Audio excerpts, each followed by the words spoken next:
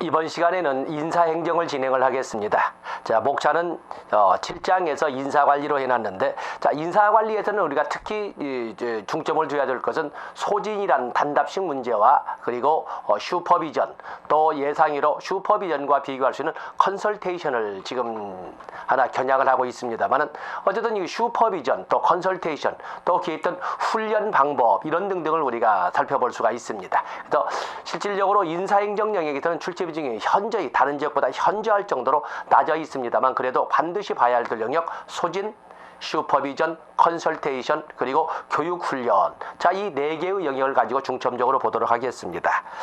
자, 인적자원관리라고 목차를 시작을 했는데, 인적자원관리 오늘날 관점에서 보면 인적자원관리 보면은 조직 구성원들을 길게 하고 있죠. 결국에 조직 구성원들이 자발적으로 조직의 목적 달성에 적극적으로 기여하게끔 함으로써 조직의 발전과 함께 개인의 안정 발전도 아울러 달성케 하는 조직의 어떠한 조직에서 사람을 다루는 철학과 또 그것을 실현하는 제도와 그리고 기술의 체계를 통합하는 용어를 인적자원관리라고 합니다. 때문에 인적자원관리라는 것은 단순히 그 조직 성원들의 발전만 도모하는 것이 아니라 그걸 바탕으로 한 조직의 발전, 아니면 조직의 발전을 도모함으로써 개인의 발전을 같이 이끌어가는, 그러기 위한 철학 또는 기술 또는 제도의 총체, 체계의 총체를 인적자원관리라고 설명을 합니다.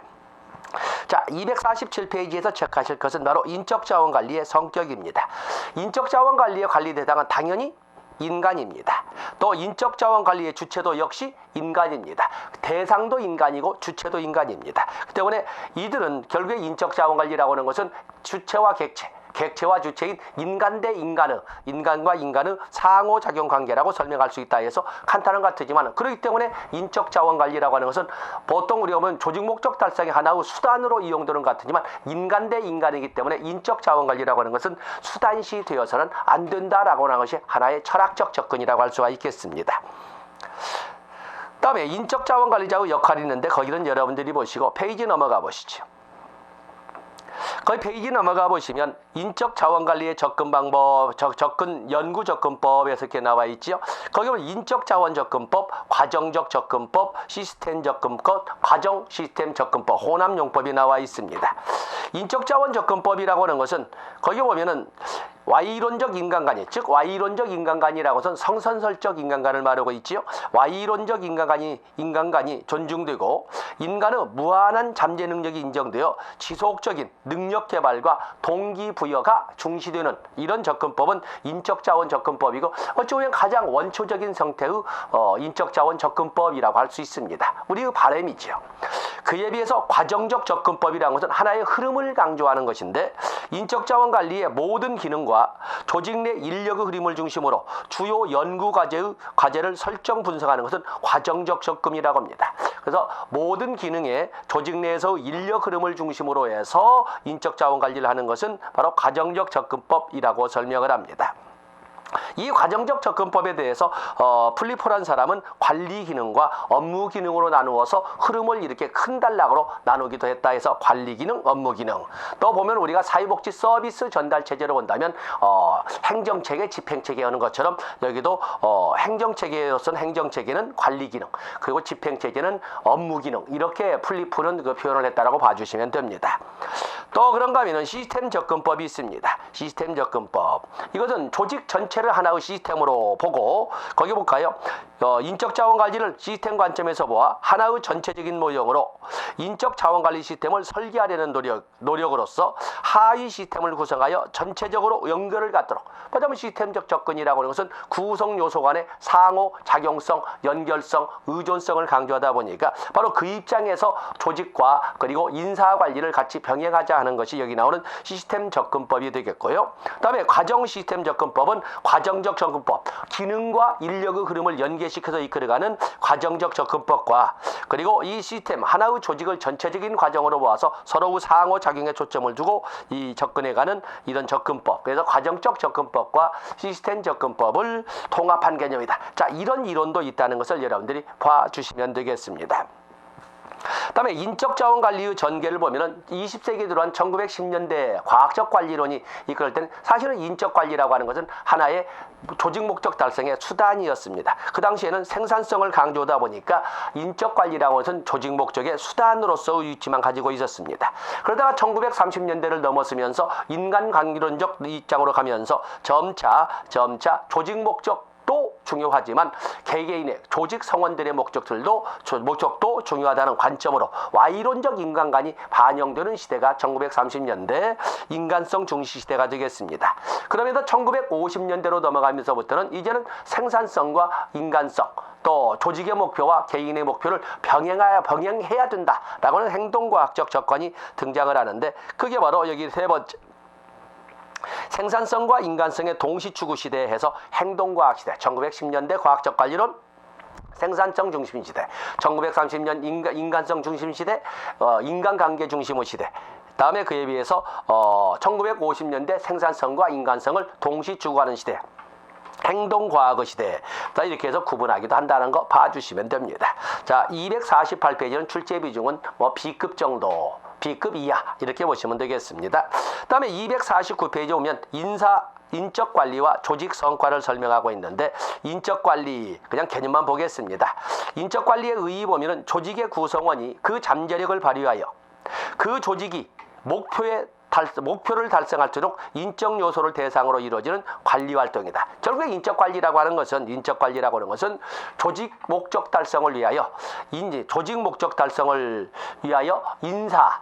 말하자면 인적 자원들을 활용하는 이런 활동들을 인적 관리라고 설명을 합니다.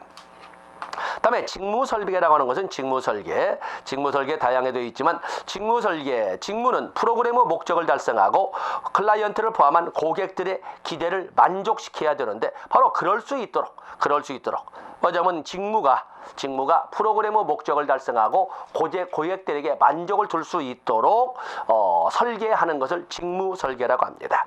당연히 질 높은 직무 설계가 될 때에 당연히 질 높은 직무 수행이 가능하고 그로 인해서 조직 목적 달성의 효율성 그리고 고객들의 만족도는 높아질 것이다 라고 당연히 생각할 수가 있습니다.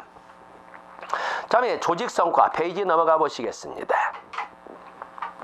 조직 성과에 대해서 여러 가지가 많지만은 2번에 보면은 250페이지 2번에 보면 산출의 질 측정과 이에 영향을 미치는 요인들에 관한 다양한 용어들이 있는데 클라이언트의 만족도는 당연한 것이고 여러분들이 전문적 평가 정도를 가지고 보시면 되겠습니다. 전문적 평가. 그래서 특히 디귿번에 보시면 사회복지 서비스는 시의적절하게 그리고 즉각적으로 예측 가능한 수준에서 일관성 있게 제공될 때 만족도는 높아진다. 아시는 내용이지만 한번 그 교재로 본 것입니다. 다음에 인적 자원관리의 요소를 보시면 거기 채용, 인사관리의 과정이라고 설명이 되어 있는데 자 거기도 내용까지는 출제가 되지 않겠습니다만 인사관리에 보면은 인사관리의 과정, 채용이라고 하는데 충원, 그리고 모집, 그리고 선발, 임명, 그리고 임용 여기까지가 바로 채용이 되겠습니다. 그래서 채용의 단계에서 충원, 모집, 선발, 임명, 그리고 임용 이렇게 해서 5개 단계로 되어 있다 이렇게 보시고 다음에 거기 보시면은 선발과 임용에서 선발의 절차가 2번째 나와 있습니다. 그러면 직무 분석, 직무 명세서 작성, 지원자 모집 공고, 지원자 자질 파악, 그리고 선발 합격 통지 순이다. 가볍지만 한번 읽어주시면 좋습니다. 다음에 이제는 직원을 임명하고 임용을 했으면 이제는 그 조직에 대한 조직 분석, 조직에 대한 오리엔테이션이 있어야 되고 그리고 직원의 능력 자기 자신도 모르는 능력을 개발해야 되는데 바로 중요한 것이 바로 오리엔테이션과 직원 개발의 바로 그 영역이 되겠습니다. 자, 거기 보면 오리엔테이션에서는 1번, 2번 나온 것 좀 보시고 조직 문화에 대한 사전 정보도 제공되어야 된다. 당연하지. 오리엔테이션에서 조직의 업무에 대한 것도 또 인사에 대한 것도 또 움직이는 동선에 심리적, 물리적 동선에 대한 것도 또 그런가 하면은 조직 문화에 대한 사전 정보도 제공되어야 된다. 다 아시는 내용입니다. 중요한 것은 바로 교육 훈련에 관련될 수 있는 직원 개발이 되겠습니다. 그래서 여러분 직원 개발에 보면 직원 개발, 인적 자원 관리와 더불어서 아주 중요한 것이 바로 직원 개발이 되겠는데 직원 개발의 방법이 나와 있습니다. 거의 직원 개발의 방법이 나와 있지요. 3번의 직원 개발의 방법에서 임시 대역도 있고 임시 대역, 상사 부재 시 대비해서 직무 수행을 대리하는 방식은 임시 대역이라고 합니다. 다음에 포럼이라고 하는 것은 토의법의 하나로서 포럼 한번 읽어보겠습니다.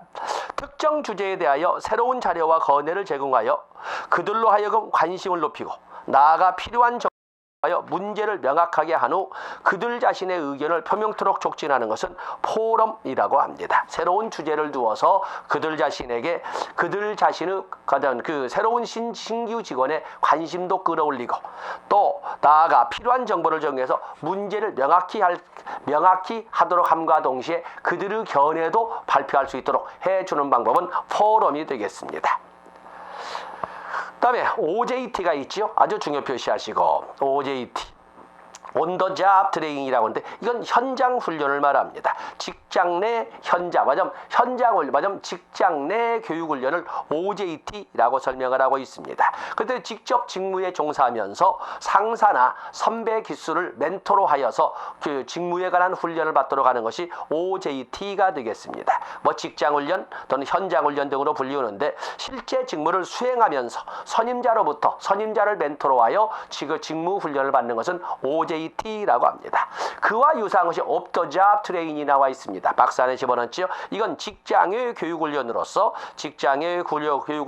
어떤 훈련원이나 새로운 직장의 교육훈련장을 통해서 그 직무에 관련된 훈련을 받는 것은 Off the job training이라고 설명을 합니다.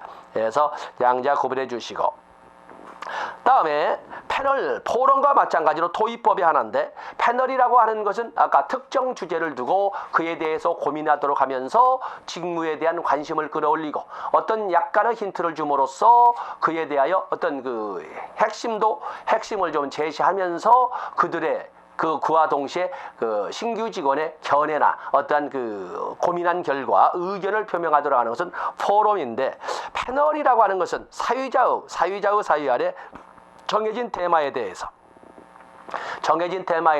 신규 직원이 참여하기보다는 지식과 경험이 풍부한 수명의 전문가들이 토의하고 신규 직원이나 연수자들은 그 토의를 듣는 방법입니다. 그래서 패널이라고 합니다. 다음에 로테이션이라고 하는 것은 6개의 색깔 모자 기법을 이렇게 하는 것처럼 로테이션은 직무를 바꿔가면서 순차적으로 일정한 훈련 계획회에서 직무를 바꿔서 담당함으로써 그 지식과 경험을 쌓게 하는 것은 로테이션. 보통 직무 순환 일단 잡 로테이션 그러지 않습니까? 로테이션 보고. 그다음에 신디게이트 중요 표시하시고 신디게이트 보시면 10명 내의 소집단으로 나눠서 각 집단별로 동일한 문제를 토의하여 해결 방법을 작성하고 다시 전체가 모인 자리에서 집단별로 만든 해결 방안을 발표하도록 하는 분단 연구 운영을 바로 신디케이트라고 합니다. 한 10명 정도의 분단을 짜고 똑같은 문제를 각 분단에 나눠준 다음에 각자 그 해결책을 강구하도록 하고 그리고 전체 모임에서 각 분단별 해결책을 발표토록 하는 이런 분단 토의 방법을 신디게이트라고 합니다. 그 외에도 집단행동이나 사례발표, 역할 연기, 토의, 계속교육 이런 등등도 있다라는 걸 보시면서 온더잡 트레이닝, 그리고 포럼과 패널, 그리고 신디게이트 이런 정도는 우리가 가지고 갈 필요가 있다고 보겠습니다. 그 외에도 또 직원 능력 개발의 종류에 일반 직원 훈련, 또 감독자 훈련, 관리자 훈련도 있지만 우리가 새로이 채용한 신규 직원, 거기서 기억번에 나왔죠. 신규 채용자 훈련도 당연히 있습니다. 당연히 신입자 훈련도 있고 재직자 훈련도 있고 감독자 훈련도 있고 관리자 훈련도 있습니다. 자, 이때 감독자 훈련과 관리자 훈련은 어떤 차이가 있냐면 감독자 훈련은 슈퍼바이저에 대한 훈련을 말하는 것이고 관리자 훈련이라고 해서 중고급 관리자에 대한 최고 계층에 속하는 중고급 관리자에 대한 훈련은 관리자 훈련이라고 합니다. 그래서 보통 우리가 생각하는 슈퍼바이저에 대한 교육은 감독자 훈련이라고 한다는 것을 여러분들이 알아주시면 되겠습니다. 다음에 진급 또 직원 훈련 쭉 있는 좋고. 자, 254페이지로 넘어가 보십니다. 254페이지로 넘어가 보시면 소진이 나와 있죠. 무조건 나온다라고 접근하시면 됩니다. 뭐 여러분들이 적어도 1급을 준비하시면서 소진을 모른다라고 하는 것은 말이 안 되는 거고, 그렇기 때문에 무슨 소진의 의의를 보고자 하는 것은 아닙니다.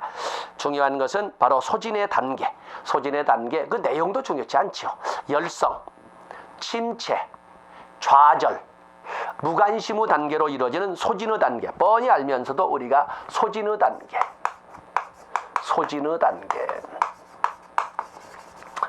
단계에서 첫 번째 열성 단계, 다음에 침체 단계, 그리고 좌절 단계, 그리고 무관심 단계. 이렇게 흘러가는 이 소진, 번아웃 신드롬에서 소진, 열성, 침체, 좌절, 무관심, 이런 단계를 여러분들이 가지고 가시면 됩니다. 그래서 소진에서는 개념을 가지고 출제한다는 것은 여러분들을 능멸하는 거고, 실질적으로 소진의 단계를 가지고 접근해 주시면 됩니다. 다음에 직무만족과 직무평가가 이렇게 나와 있는데, 직무만족, 직무평가에서 아직까지는 출제되지는 않았던 그 과정인데, 어쨌든 직무만족, 내적 만족, 외적 만족으로 이렇게 나누기도 한다. 내적 만족은 거기 볼까요? 내적 만족으로는 직무의 난이도, 도전감, 중요성, 다양성, 책임 등 직무 그 자체의 내재적 가치가 주는 만족감을, 내적 만족이라 하고, 외적 만족이라고 하는 것은 보상, 환경, 승진 등 직무 수행의 결과에 따라 직무 외적으로 부여되는 가치에 대한 만족감을 바로 여기는 외적 만족이라고 합니다. 아직은 우리가 동기론은 배우지 않았지만 허스버그의 동기 유생기론을 적에 바로 일 자체가 주는 내재적 가치가, 일 자체의 내재적 가치가 주는 그 만족 요인은 동기 요인이라 하고, 그에 비해서 인적, 물적, 환경 요인으로부터 주어지는 가치가 주는 만족감은 불만족 요인의 입장에서 유생 요인이라고 합니다. 그래서 직무 만족에는 내적 만족과 외적 만족으로 나눠볼 수 있다, 이렇게 보시면 되겠습니다. 다음에 직무평가 좋습니다. 직무평가에서는 여러분들이 255페이지 2번 직무평가의 기준, 여기 이런 등, 서비스 등, 이런 등이지 이것만 있는 건 아닙니다. 생산성, 효율성, 효과성, 서비스의 질, 공평성 등등 직무평가에 대해서는 다양한 평가 기준이 있는 것이지 이것만 있는 건 아니다. 다음에 직무평가의 측정 도구로서는 도표 평정식, 개조 서열식, 이분 비교식, 또 강제 배분식, 또 중요사건 평가식, 행동계류 평정식, 이런 등등의 직무평가의 측정 도구, 직무평가의 측정 도구나 방식이 있다고 보시면 되겠습니다. 자, 먼저 도표 평정식이라고 하는 것은 왼쪽에 평가 기준이 두는 요소를 나열하고, 오른쪽에 직무 수행의 등급을 나열해서 평가자가 각각의 요소에 대하여 직무 수행의 등급을 표시하는 방법을 도표 평정식이라고 설명을 합니다. 그에 비해서 개조서열식이라고 하는 것은 도표평정식처럼, 도표평정식은 왼쪽에 쭉 직무평정, 성실성이라든지 또 그런가 하면 책임성, 또 용모, 태도, 이런 등등을 왼쪽에 나열하고, 다음에 등급을 오른쪽에 쭉 매기도록 함으로써 하는 것이 바로 도표평정식인데, 그와 비슷하지만 평가자가 각각의 평정 요소에 대하여 모든 직원들에 대하여 최상으로부터 최하까지 등급을 매기는 개조서열식이죠. 모든 직원들에 대하여 최상부터 최하까지 등급을 매기도록 하는 방법은 개조서열식이 되겠습니다. 그다음 무한경쟁 체제로 집어넣는다는데, 이런 그 특징이 바로 여기 나온 특징이 개조서열식이 되겠습니다. 그에 비해서 이분 비교식은 각각의 평정 요소에 대해서 직원 개개인이 자신을 제외한 다른 사람들과 비교를 하는 것을 바로 이분 비교식이라고 합니다. 이건 직원들을 서열화하는 것이 아니라 각각의 특성에 대해서 직원, 직위내 다른 사람들과 비교 평가하는 것이 이분 비교식이 되겠습니다. 그래서 짝을 만들어 누가 더 잘해? 자, 이 특성은 누가 더 잘해? 이렇게 하는 방법은 이분 비교식이 되겠습니다. 다음에 강제 배분식. 어쩌면 고등학교 내신 성적 등급제처럼 4%, 7% 이렇게 해서 하는 것처럼 도표 평정식에서 나타나는 집중 현상이나 관대의 현상, 도표 평정식이라는 집중 경향의 착오라든지 관대와 경향의 결점을 배제하기 위해서 강제로 등급을 무조건 배정하는 겁니다. 대학에서도 보통 그렇게 합니다. 요즘은 좀 학력 인플레이션, 학점 인플레이션이 있다 보니까 상당히 그것이 강해졌습니다만 총례에는 뭐 지금도 많은 대학이 그렇습니다. A 학점은 30%를 넘을 수가 없다. A, B 합쳐도 70%를 넘을 수가 없다. 이렇게 해서 하는데 고등학교와 같은 내신은 무조건 강제 배분식이죠. 다음에 중요사건 평가식. 중요사건 평가식. 슈퍼바이저가 직원들의 직무 수행에 관하여 특별히 좋은 사건과 특별히 바람직하지 못한 사건을 기록하여 좋은 사건은 강화하고 바람직하지 못한 사건을 교정해 주려는 평가 방법은 중요사건 평가식입니다. 어떤 서열이나 평정을 하기보다는 어떤 보다 나은 발전을 위해서 바람직한 것은 강화시키고 바람직하지 못하는 것은 소거 또는 수정에 가려는 이런 방식을 여기 나온 중요사건 평가식이라고 합니다.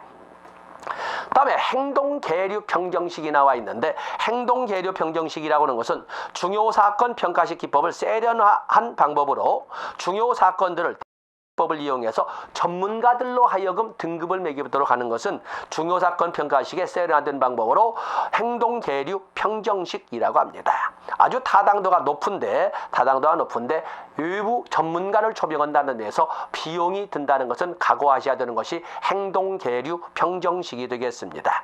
그래서 뭐 중요사건 평정식, 행동계류 또 그러면 뭐 이런 직무수행 평가의 측정 도구의 6가지 방법을 나열해 봤습니다. 자, 이제는 우리가 남아있는 것이 바로 동기이론이 되겠습니다.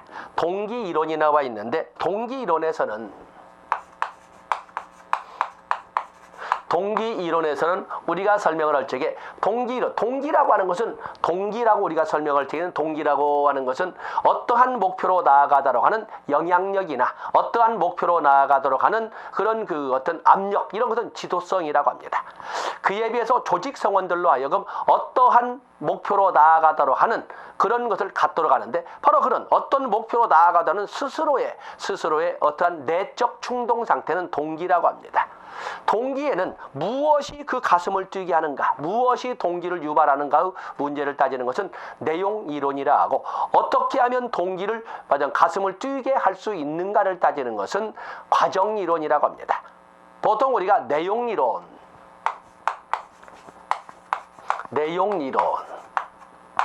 무엇이 가슴을 뛰게 하는가 하는 걸로서는 여기에는 메슬로우의 욕구 5단계설이 있습니다. 욕구 계층설이 있고 욕구 계층설. 또 그런가 하면은 이 내용이론에는 또 에슬로우의 이론을 개발한 알더퍼의 ERG 이론이 있습니다. 또 그런가 하면 맥그리거의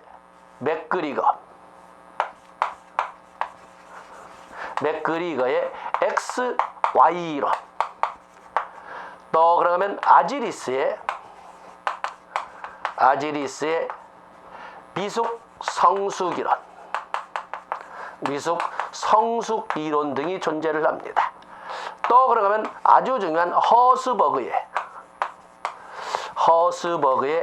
동기의 위생이론. 자, 이런 등등은 무엇이 가슴을 뛰게 하고 무엇이 그 목표를 향하도록 했는가를 제시하는 이런 내용이론이라고 할 수가 있겠습니다. 그에 비해서 과정이론이라고 하는 것은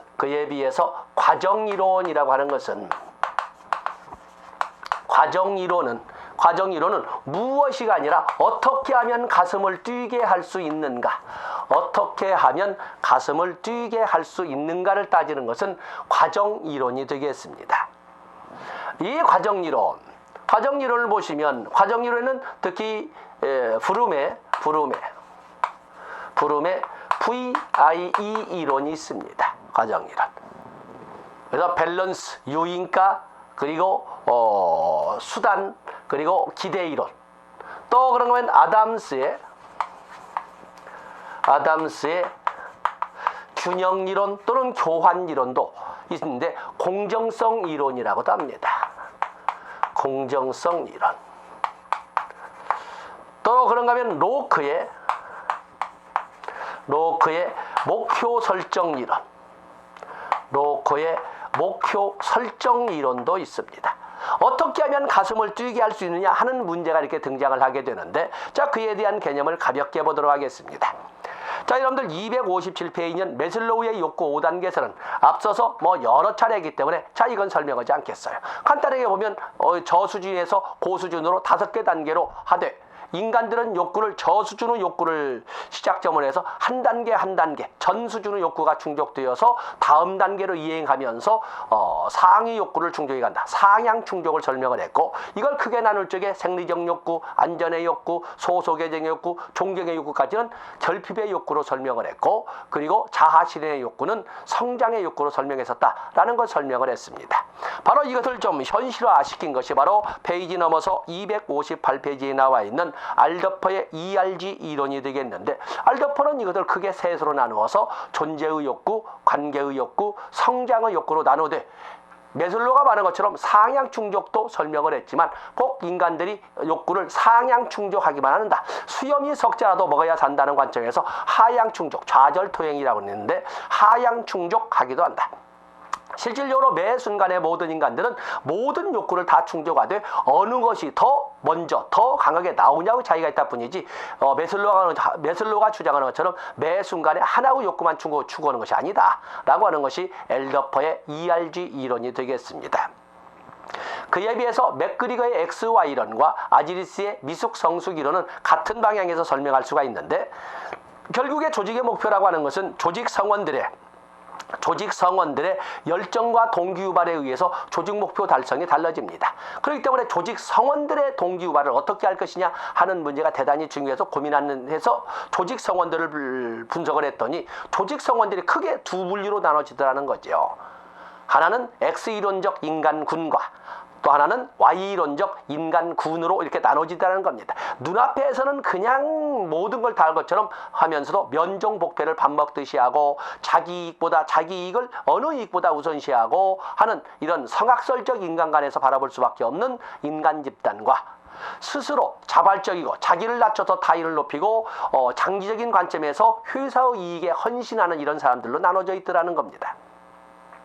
바로 이런 것처럼 이런 전혀 다를 수밖에 없는 두 집단을 어떻게 관리할 것이냐 해서 나오는 것이 X이론적 성악설적 인간관과 그에 따른 관리 전략, 그리고 Y이론적 성선설적 인간관과 그에 따른 관리 전략을 X이론과 Y이론으로 설명하고 있는 것입니다.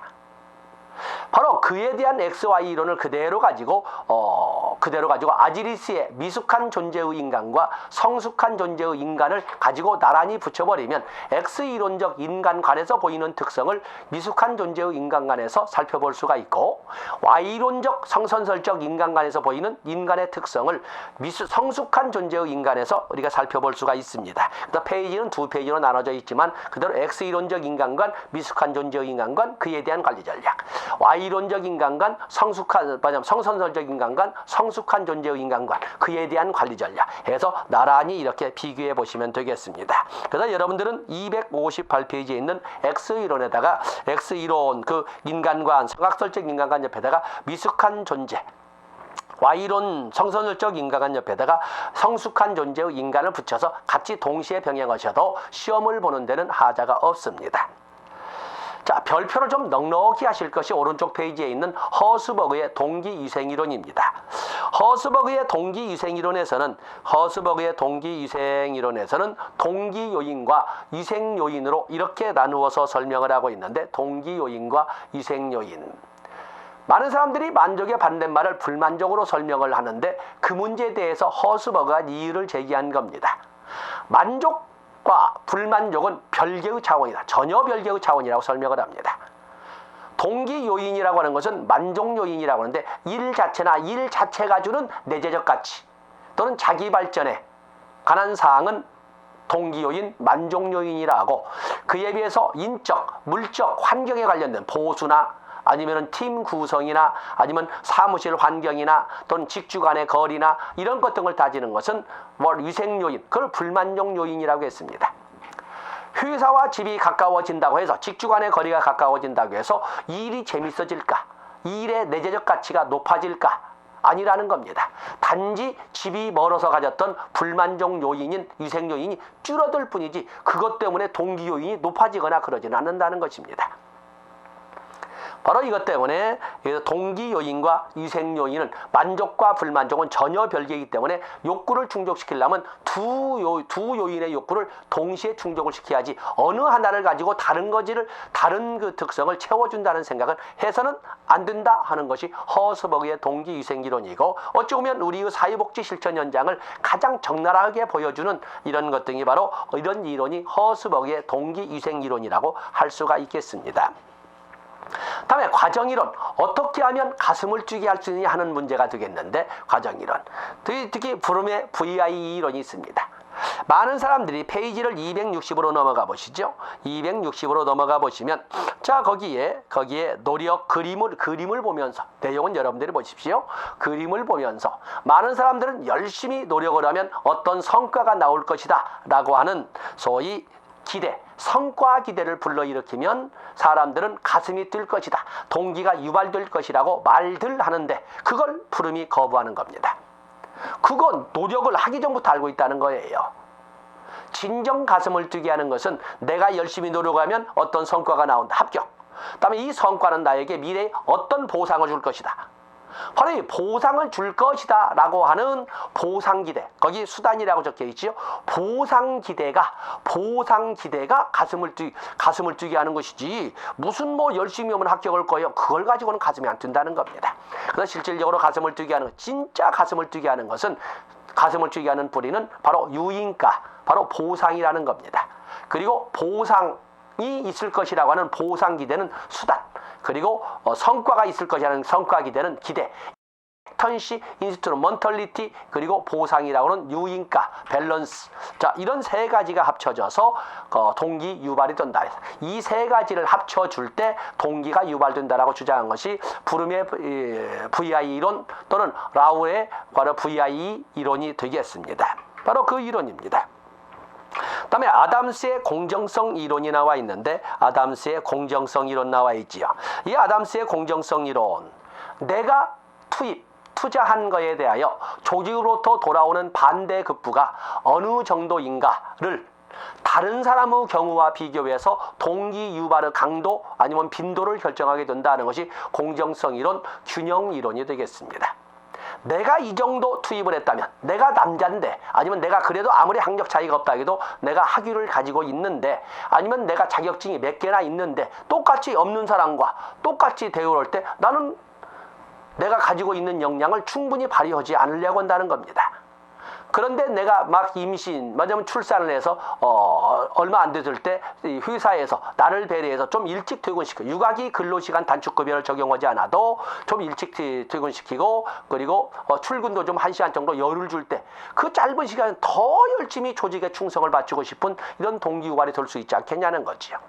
그래서 거기에 보시면 2번에 니은번 투입 요인으로 나이, 학력, 자격, 조건, 신체 조건, 유연 부담률 이런 등등의 투입에 대하여 오는 성과 요인으로 연봉이나 보너스나 승진 등등등이 어느 정도인가를 타인과 비교해서 동기 유발의 강도나 빈도를 결정한다는 것이 공정성 이론이 되겠습니다. 그런가 하면 로크의 목표 설정 이론이 나와 있네요. 로크의 목표 설정 이론. 로크의 목표 설정 이론은 결국에 목표가, 꿈의 크기가 인간의 행동과 사고를 결정한다 하는 이론이 바로 여기 나오는 로크의 목표 설정 이론이 되겠습니다. 그렇기 때문에 인간의 행위는 목표에 의해서 결정된다는 이론으로 목표가 실제 행위나 성과를 결정하는 요인이라는 관점이 바로 로크의 목표 설정 이론입니다. 그 때문에 조직은 조직 성원들의 꿈을 높게 갖게끔 이렇게 계속 설정을 해야 된다. 그래서 목표 구체성이나 이런 등등을 쭉 제시를 했습니다. 다음에 이제는 우리가 슈퍼비전과 컨설테이션에 대해서 봐야 됩니다. 슈퍼비전에 대해서는 슈퍼비전, 거기 보면 슈퍼비전은 1번만 보겠습니다. 261페이지. 슈퍼비전은 사회복지조직의 직원이 서비스를 효과 효율적으로 전달하기 위하여 지식과 기술을 잘 사용할 수 있도록 도와주는 활동을, 즉 감독자의 입장에서, 먼저 전통적 입장이면 슈퍼라는 것이 위에서 비전, 보다. 그렇기 때문에 본래 슈퍼비전의 개념은 감시, 감독, 통제로 등장을 했을 겁니다. 그래서 이런 것처럼 감시, 감독, 통제, 행정적 입장의 슈퍼비전이 첫 출발점입니다. 그런데 이제는 우리가 사회복지의 영역이 넓어지고 또 그에 대한 지시, 감독, 통제가 넓어질 뿐만 아니라 그들에게 필요한 정보, 기술 또는 지식 이런 것도 굉장히 필요하다 보니 그것마저도 조달해주는 역할을 해야 된다 해서 교육적 슈퍼비전이 등장하고, 또 전문가에 비해서 클라이언트는 급증하다 보니까 그로 인한 심리적 스트레스라든지 업무의 과중으로 인한 스트레스를 도와줄 필요가 생김으로써 지지적 슈퍼비전도 등장하게 된 겁니다. 그러나 어원적으로 본다면 감독의 개념을 가지고 있는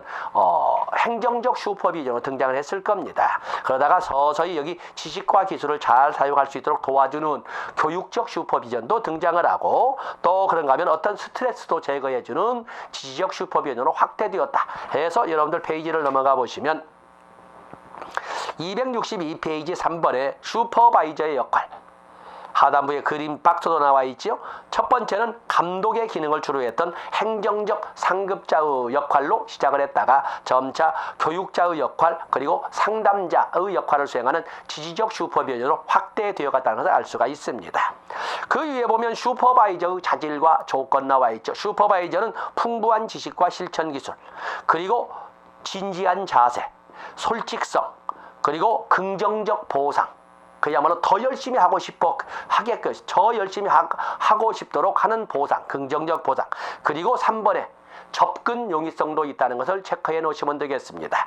슈퍼바이저의 자질에는 접근 용이성도 있습니다. 접근 용이성.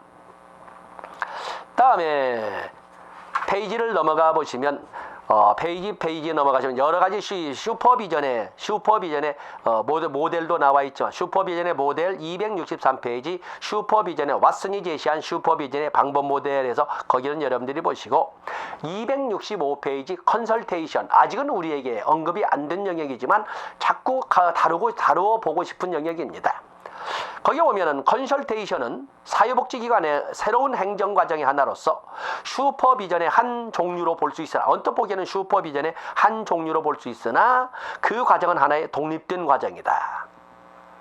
어떤 업무에 있어서 능력 있고 배려가 깊은 전문가가 행정적 권력관계 없이, 그게 핵심이죠. 행정적 권력관계 없이 한 개인이나 집단을 만나 문제 해결을 위한 자문을 하는 활동이다. 아까 슈퍼비전이라는 것은 지시, 감독 또는 관리 또는 지식이나 정보 제공, 또 그런가 하면은 어떤 상담 이런 역할을 하는데 여기는 자문의 역할을 합니다. 3번에 컨설턴트는 질문에 답을 하며 문제에 조력하는 역할을 하는데, 특히 미래에 관련된 기획과 의사 등을 논의한다. 거기 문제 해결에 조력하는 역할을 한다. 이렇게 되어 있지 않습니까? 거기 3번에 보시면 슈퍼비전의 차이점, 슈퍼비전과의 차이점, 바로 거기가 중요한 것이 되겠는데, 컨설테이션은 일반적으로 그들 받기를 원하는 쪽으로부터 요청된다. 좀 도와주세요. 이렇게 하는, 받기를 원하는 쪽으로부터 요청된다. 컨설테이션을 주는 쪽과 받는 쪽이 행정적 권력관계가 존재하지 않는다. 또 그런가 하면 컨설테이션은 가끔 관련된 지식과 기술이 상당히 전문화되어 있다. 지식과 기술이 상당히 전문화되어 있는 경우가 많다. 이런 것 등이 슈퍼비전과의 차이점이라고 정리할 수가 있겠습니다. 그래서 지금까지는 슈퍼비전도 드물게 있지만 슈퍼비전과 더불어서 컨설테이션을 같이 믹서시켜서 출제하지 않을까라고 하는 어떤 생각 또는 어떤 기대가 있습니다. 그래서 여러분들은 인적관리에서는 소진의 과정, 그리고 슈퍼비전, 또 여기 컨설테이션 이런 것도 있지만 아까 또 직무훈련 나와 있죠. 패널도 있고 포럼도 있고 온더잡 트레인도 있고 신디케이트도, 이런 정도에 대해서 좀 액센트를 두고 공부를 하시면 인사관리는 이 정도면 충분하다고 볼 수가 있습니다. 이 시간 여기까지 하고 다음 시간에 재무관리, 재정관리와 정보관리에 대해서 살펴보도록 하겠습니다. 고맙습니다.